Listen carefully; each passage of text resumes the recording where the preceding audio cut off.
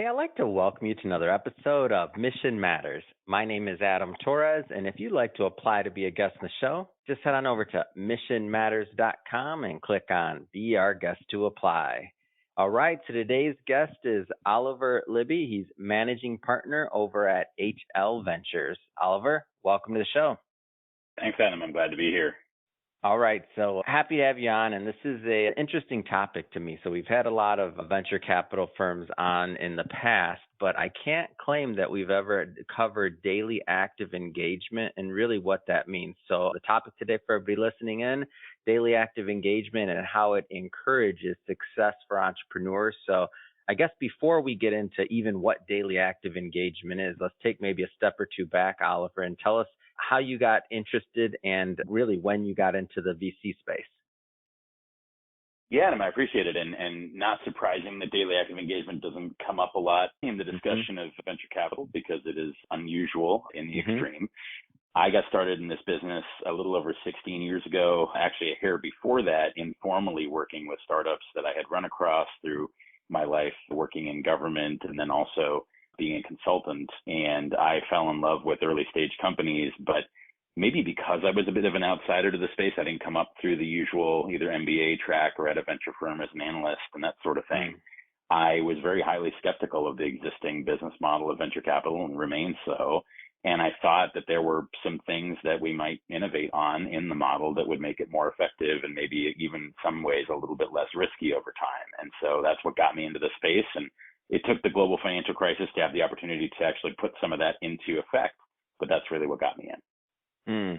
That's interesting. So you started working with founders, let's just say in another manner, and you weren't deterred. Like, how did that happen? Founders are difficult. I'm always interested. Like what was it? The ideas, the founders, the personality. Like, what kept you in the game? Like early on, there's a lot. I mean, you're talented. A lot of different routes you could have went. Like, what kept you in the game with the founders early on when you didn't necessarily have to be? Actually, for me, it's quite the opposite. I think founders are in the main awesome, but they are doing something really hard. And so in the same way as the person who might be in base camp, relaying information up the mountain to mountain climbers, or even better, a coach who's on the sidelines when their players on the field. It's interesting. I love tennis, and there's been a big news in the tennis world, which is that Novak Djokovic and his coach of the last 5 years, Goran Ivanisevic, are splitting up. And Ivanisevic and Djokovic used to really get into it. I mean, spectacularly on the court. And in an interview after the split, Ivanisevic gets asked, was it because you guys clearly didn't get along and Djokovic was a problem on the court for you? And he said, no, like when he's playing, I wanted to play as hard as possible and I need to be there for him. And so it's a long way of saying, Adam, that founders, are doing something extremely challenging. And so actually the birth of daily active engagement comes from the very fact that if we can move in a supportive frame and without being in the way, provide as much support as we can. And that's both tactical and operational stuff, but it's also moral support and just being there for them, that actually it can build a really deep bond and it's addicting on both sides. I love this. That's a great comparison. So it was almost like you could see the plays sometimes coming ahead, and you could see maybe where they were making some missteps, and you felt that if you could, get involved and give them those right pointers, because you can't see the picture when you're standing in the frame, right? Let's throw that one out there. It's a Monday, so you're able to then help them grow faster or have a more likelihood of a chance of actually succeeding. Like, am I understanding that right? Like, that's interesting. I think that's totally right. I mean, look, oftentimes, I remember when I was a kid, I was wondering, how could someone be the coach of a Michael Jordan or a Roger Federer or Novak Djokovic? How you can't play better than them. How can you teach them? And I would never presume to say I'm a better entrepreneur than any of the founders in our portfolio. But to your point, I've probably been involved in 200 seed rounds, and even the most successful and celebrated entrepreneurs have done a few, 1 or 2, 3, 5 maybe, right? And so it's not even that we're better at seeing things than the entrepreneurs are. It's that we've just been there and done that so much that we're good to have around in those early times. And it's exactly what you said, which is we accelerate and enhance their chance of success. We don't, we're not doing the job for them. We can't. And I will say one of the things, I know, mission matters, the word is in there, is I have always only been engaged with entrepreneurs that are also, even though they're growing high growth, venture backable, money making startups, trying to do something with a mission. And so it's even easier to fall in love with helping founders that are trying to do something meaningful for people on the planet. Economically valuable though it may be, that's something you can really get behind as well. Let's maybe fast forward just a bit here. And where did this concept for daily active engagement, like how did that come about? Well, in my opinion, it's just pure logic. So for the exact reasons that we were just talking about, a really expert team that has the proper infrastructure to be present in the work and lives of founders and their startups from the earliest days should have a strong positive effect on accelerating and enhancing the chance of success of a startup. However, you kind of had to be an outsider 15, 16 years ago to come up with that, because a lot of venture capital is kind of these myths and stories and things that we've all agreed are true that may really not be. And this is not just in venture capital it's true, but think about it. What do you think that you know, dear listener, about venture capital? Isn't it that you need a unicorn to return the portfolio? That's what we call the power law. Isn't it that you really don't want to get in the way of the founders too much, because if you have to, you probably pick the wrong one? Isn't it that 70+% of the portfolio is probably going to be a zero, but that's okay because you've got the unicorn returning it. That's just what it's like in venture. Well, I'm here to say it doesn't need to be that way. And there's a different way to think about company building, which can really alter the math. And the biggest unlock for that is daily active engagement. But if you come up through the received wisdom, you can't see it. And there's a whole bunch of reasons for that. I'll let you ask me the question if you want me to go down the rabbit hole, but there's very understandable reasons why that happened. But it is a misconception. And so for me, it was just pure logic. And the Global Financial Crisis gave me the chance to try it, and it works. Let's go, like, when you say daily active engagement, I mean, you're not running their business. So maybe like uncover that just a little bit further, like what daily active engagement actually means. I think it's extremely important to emphasize what you said. We are absolutely not running their business. We don't take senior positions. We don't require board seats or anything like that. And that's really important, because that trust relationship with a founder, is critical. So what does it mean? Well, engagement is a word we selected for this model really precisely, which is that we are available to them.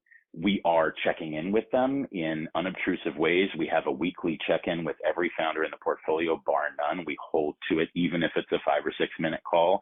And it's their call. It's not an investor report out. Even though we've invested money in these startups, we treat these as their agenda. What's on your mind? What's going on? Now, of course, we track all the activities that we're involved in, and we police those up on the call. Hey, we're working on this hiring process. Hey, we're doing this biz dev push for you. Hey, the seed round, this is what we're up to, helping you out here.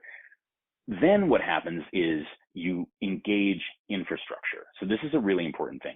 In most venture firms, and there are somewhere variously between 6,000 and 10,000 venture firms in America, depending on who you believe, the 99% of them are, structured in the way most venture capital firms are, which is a tiny handful of partners, a very few junior people, maybe a half person or a full person on what is thought of as platform, which in most, venture firms is, I don't want to say an afterthought, but it's definitely the B team, right? The A team is the investors, the B team is the platform group. Hey, the kind of cowboys have made the picks, and then you've got the platform people trying to kind of clean up and do what they can with the companies. We flip that. So of course we care a lot about underwriting and making good picks, but that's a little bit like a top chef going to the farmer's market in the morning. You want great ingredients, and that's what underwriting is about. But then you have to cook the heck out of the meal in order to get a Michelin star. And that's the process of platform, of daily active engagement, of hard work. And so we are involved, Adam, in helping with business development, partnerships, fundraising, marketing and branding, talent operations, governance, regulatory, you name it. And our team is sized and resourced from a tech stack perspective to deliver that consistently, unobtrusively. And we never have control stakes in these businesses, but we build the trust bonds, and we sing for our supper. We're good at this. And so over time, the founders come to include us in their council of war, and they come to us with transparently what's going on in their business. That's the recipe. Yeah. And so do you think that this is what maybe keeps other firms from even taking this approach, is that you do have to build the infrastructure for delivery? And that's hard. Like essentially, you're operating a business, not saying that running a normal VC firm is not hard, it's not easy, by the way, but I'm not saying that's easy to pick that unicorn or what, as you described, that traditional model, which I think most people would agree with, but you're actually building the infrastructure for, a business in this case. Do you think that's what keeps others from doing it, or is it just kind of like old school logic? Like, I don't like, what would you attribute that to? Because when you say it, you're right. You say common sense and it makes sense, but still, it is going against the entire industry, right? It's like we can't negate that. Like, what do you think holds others Yeah. back? Well, I think it's a combination. So I think number one, it is hard and it's expensive. And look, we're Yeah. structured a little bit differently. I'm also happy to talk about this. We're a holding company. We have a number of different kinds of funds and revenue streams that make us be able to afford the unusual size team we have for the assets we manage, which are quite small, right? We're super compact as a firm. But so it's a combination of it's received wisdom. So obviously some people just, hey, I've started a venture firm. Look, you can't imagine how many, I mean, the average age of GPs in venture firms is actually quite young. And so many GPs have launched, emerging managers in the last 10 years. And, they kind of say like, all right, what are the docs supposed to look like? I'm going to do a venture capital firm. What do I need for that? And so the received wisdom is a good place to start. And then the other thing is, though, I want to be clear, like we are allied and co-investing with, hundreds of other venture firms, literally. And we don't think everyone needs to look like us. Like we think it's incredibly valuable to have also capital sources, people who are heavily focused on underwriting, who, provide that. We are often involved in syndicates where we're the really active VC, and actually the other VCs, I think, like that. And so we don't need them all to do the same things we do. So it's a little bit like, in a military operation, you don't need everyone to be a scout, but you do like having some really good scouts out there, and that lets the rest of the unit do what they're going to do. We kind of function in that way within the syndicates we're a part of. So my argument isn't that the entire sector needs to look like this, but there needs to be enough of us doing this work to help the founders forward.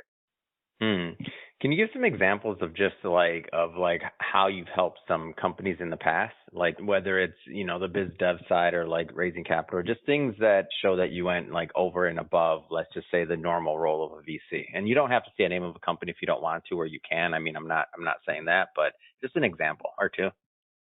Yeah. So I want to say there's a couple of levels of this. So the first level is the things you might imagine. We have, literally, I'm going to say thousands of examples of successful fundraising introductions or business development introductions or talent that we've brought into the companies. I mean, across our 50 or so portfolio companies, we have done that for every single one of them.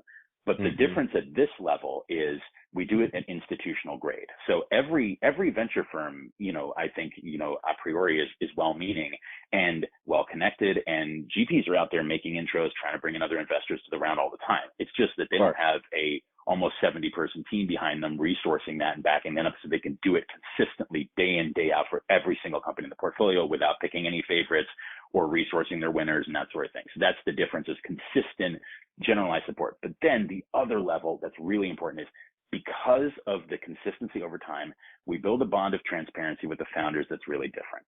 So the stuff that's less tangible is, just last week, I got a text at around 11:40 at night from one of my founders, who shall remain nameless, that just was like, I had a really crappy day.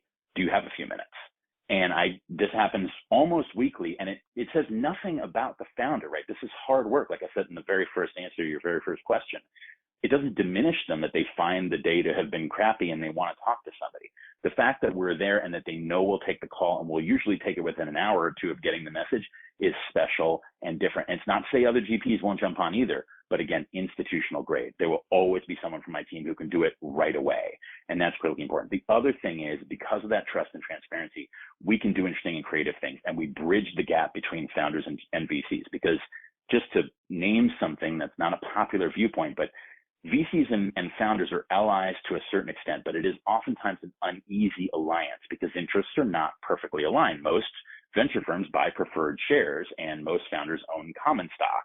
And so there isn't a perfect overlap of interest, and there are times at which that breaks down. Now, because we primarily are known for our venture studio, which often is mainly in the common stock alongside the founder, we kind of have a bridging effect between the entrepreneur and the other investors on the cap table, because we know both sides of the game, and our incentives are kind of aligned oftentimes with both sides. And that means that if there is a year like last year where there's a lot of creative financings that need to happen, for example, we can get in there and use the talent we've developed over almost 20 years of doing this work to say, hey, instead of a really punitive down round, what if we used a warrant structure? What if we did it this way? And then we can convince both sides, and we can try and help in that way. And that's much less tangible, than like, hey, a great corporate intro that led to a deal, but that can have an effect of saving the cap table. You know what I mean? Yeah, that makes total sense. I want to jump around a bit here. So we've talked a lot about, from the point of view and how you're helping companies, how you're helping founders. Let's go to kind of the beginning part of that. Like, what are you looking for in a founder before you make an investment? Sure. I mean, I think that it'll become obvious from what we've already talked about that there's two broad components to due diligence for a firm like ours. The first is going to be all the normal stuff you would do. So I gave you the analogy that I love about the Top Chef going to the farmer's market. You got to make sure you got the right tomatoes and oregano or whatever you're going to use, right? And so, team, product, market, evaluating the model, oftentimes because we both invest out of a Series A fund, but also we have a venture studio, which is a big focus for us. We're getting involved oftentimes before there's a lot of data, right? But we get as much of the traditional underwriting as you want. So all the normal stuff that I don't need to belabor. The interesting and different stuff is around trying to establish what we call the relevance of our platforms, call it relevance testing. And we do this in some interesting ways. So for example, the second interaction we will have with the founder religiously is something we call the wish list process. So if we think that our first conversation with the founder was promising, we don't just open a diligence process. We ask them to send us a list that is as best analogized to the wish list that you might send Santa Claus, right? And we say to them, I like this. Hold on, I like where this is going. Send my VC a wish list. Right? I'm making out a wish list. Go ahead.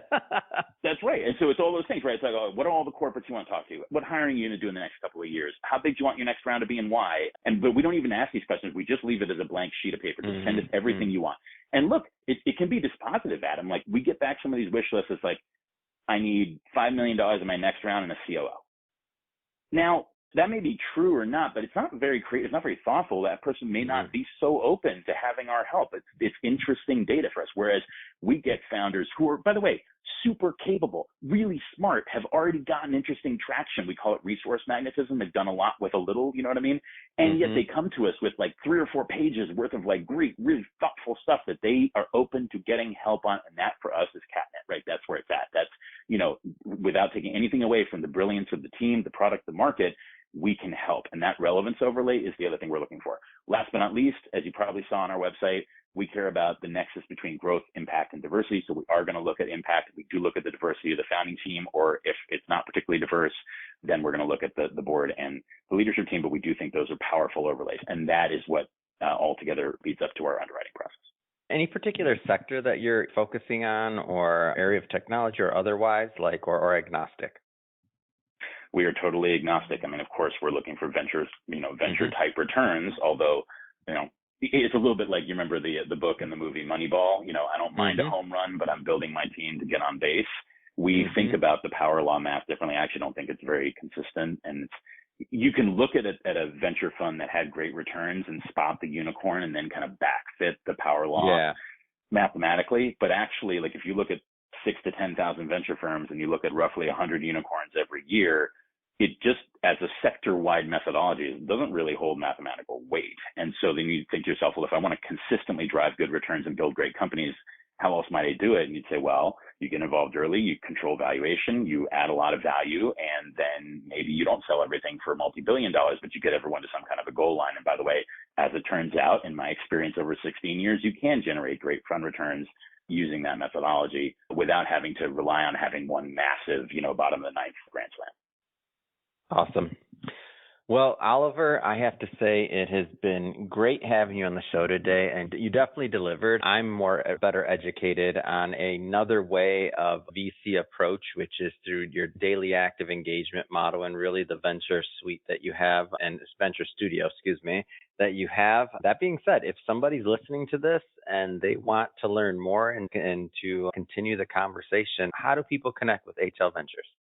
Well, first of all, thank you for having me. I love this conversation. I can't, as you probably figured out, I'm a venture nerd and I love talking about this stuff. So we welcome further engagement. Our website, which is www.h-l.vc, is kind of an open book. It's pretty detailed, so we welcome people delving into that. And then the best way to reach us is on LinkedIn. We do read every message, and we're pretty active there. So we welcome further engagement, folks learning about this, and we thrive on partnership, both for deal flow and for helping our companies. So we do love shedding light on this, and we really appreciate you featuring it. Oh, it's amazing. Thank you. And to the audience, we'll put those links in the show notes so that you can just click on the links and head right on over. And speaking of the audience, if this is your first time with us, This is a daily show. You heard that right. Each and every day we are releasing new episodes for you. So if you haven't hit that subscribe button yet, definitely make sure you hit that subscribe button, because we have more founders, we have more entrepreneurs, we have more executives coming your way, and we don't want you to miss a thing. And if you've been listening for a long time and haven't left us that review yet, come on, man, click that write a review button on Apple Podcasts. We sure do appreciate it. And Oliver, thanks so much for making some time for us. It's been a pleasure. Thank you very much. We appreciate it.